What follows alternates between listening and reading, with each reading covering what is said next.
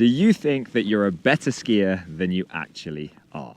Or maybe you're underselling yourself and you are actually a stronger skier than you currently think. In this video, I'm going to clarify the levels of skiing from beginner to intermediate to advanced to expert.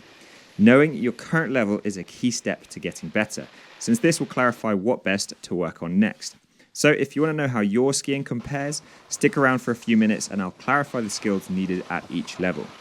And if you make it to the end, I'll reveal the mind-blowing thing about the difference between expert and elite skiers. By the way, if you're new to the channel, then welcome. My name is George. I'm a Basie Level 4 ski instructor here in the European Alps, and I love making educational videos to help skiers improve their level.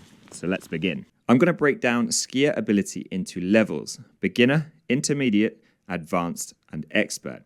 Each level is split into lower and strong. Number 1, lower beginner. A beginner skier is someone on the progression from 0 to parallel.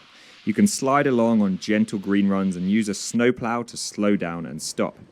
Once you can make snowplow turns, the next step is plow parallel, where you wedge around the turn and start getting the skis parallel as you traverse.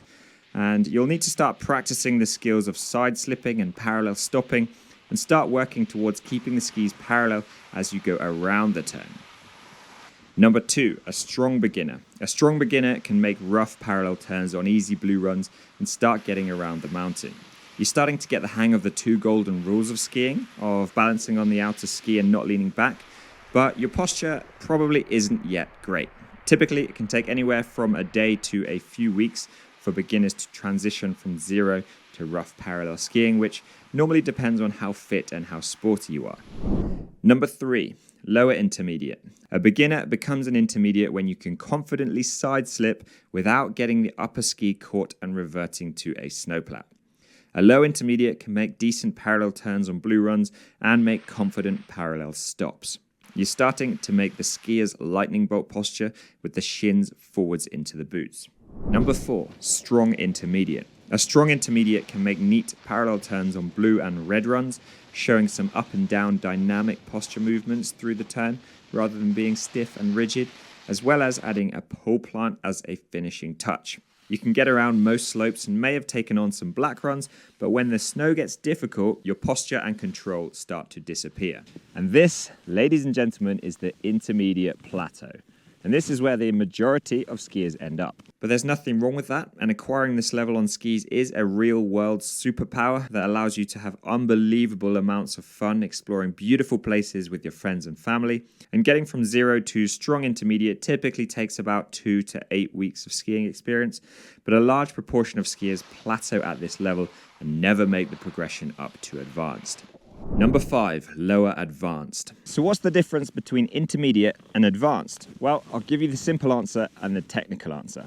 The simple answer is an advanced skier can ski all terrain in parallel, including steep black runs. They have control at higher speeds on steeper slopes and in variable snow conditions such as ice or bumps. And the technical answer is that an advanced skier can show separation of the movements between the upper body and the lower body. Rotational separation is the ability to make turns with the legs while keeping the upper body facing more downhill. Lateral separation is the ability to tip your legs over without tipping your whole body over. Another key difference between an intermediate and an advanced skier is the ability to either skid or carve your turns. Carving turns are much bigger and faster, where you slice your edges through the snow rather than scraping them across and spraying the snow.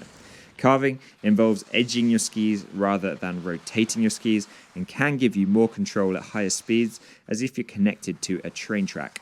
Getting to an advanced level on skis typically takes people somewhere around 8 to 20 weeks of skiing experience. Number 6, strong advanced. Quick side note, just going to tell you about skiers for MSF. Now, we are incredibly lucky to be able to go skiing, and elsewhere in the world, there's a lot of people who are just trying to survive. And despite how dangerous some of the world's conflicts and crises are right now, Doctors Without Borders are on the ground risking their lives to provide emergency medical aid in places where healthcare systems have collapsed. So here's the idea: if us skiers can donate just £1 or £2 per day that you go skiing, then together we can actually make a big difference providing healthcare for people who are really suffering right now. So there's a link in the top right corner. Let's show what our ski community can do.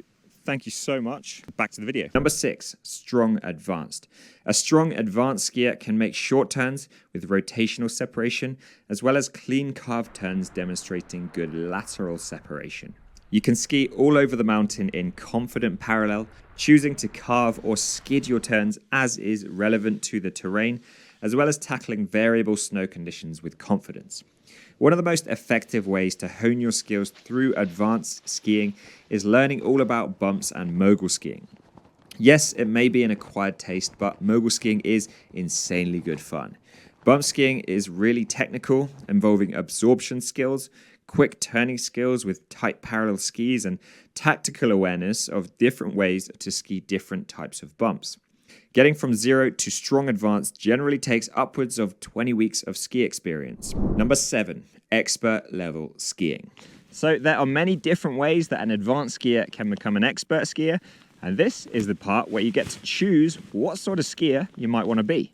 You might be into piste performance and making expert level short and long turns, or getting into racing, for example, slalom or giant slalom. You could become an expert by getting into freestyle, jibbing around in the park, doing jumps, doing tricks. Or you might choose off-piste and freeride skiing, where you prefer the natural mountain playground to the man-made one. Getting into powder and drops and skiing off-piste in difficult snow conditions. Or you could become an expert skier by being a backcountry explorer, honing your skills in ski touring, preparation, forecasting, understanding snowpack and avalanche science, and maybe even getting into some big mountain steep skiing. Or you could just be technically excellent, being able to ski everything perfectly with efficiency and skill. Now, I'm not going to break down expert into lower and stronger levels, but let's just take a moment to think about the difference between expert and elite.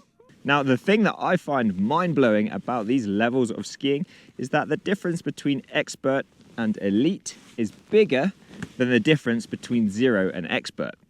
It never ceases to amaze me what humans can do on skis when they become truly elite. But that is a topic for another video. I hope you found that useful to clarify your skiing level: beginner, intermediate, advanced, or expert. Now, wherever you are on the spectrum, if you would like to improve your skiing, then you can check out my other tutorials designed to help you improve your skiing through better understanding. And take it easy, have fun, and I'll see you in the next one.